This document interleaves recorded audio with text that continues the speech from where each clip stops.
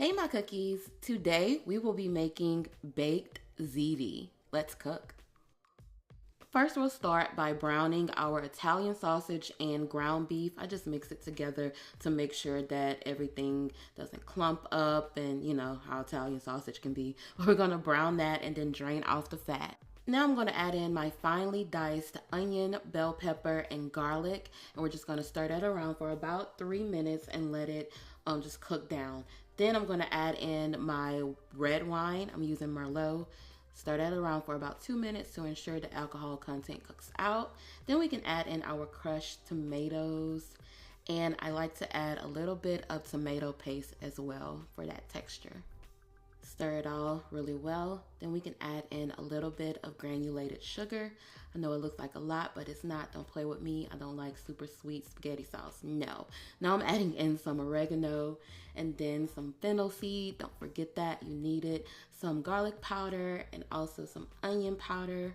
Where's that? There it is. Right there. Onion powder. And then you can just add salt and pepper to taste. Give that all a good stir. Now you can add in the fresh basil. Do not skip this. Don't skip it. Stir that in. And I almost forgot something very important. The chicken bouillon powder. It's optional, but listen, the flavor is right. Stir it in, turn it on low, and we're going to simmer for about an hour and 30 minutes. And then your sauce should look nice and thick and yummy like this. And then we can go ahead and boil our ziti pasta. Drain it and then add it into the sauce. Stir everything together very well. And now we're going to add half of that mixture into our casserole dish. Spread it out and we're going to top it with some full fat ricotta cheese. Then spread it around. Then just top it with a mixture of mozzarella and parmesan cheese. Then we're going to do it all over again. So it's going to be a layer of the pasta, then the ricotta, spread it out, and the cheese. Then we're gonna pop this in the oven on 375, uncovered for 40 minutes.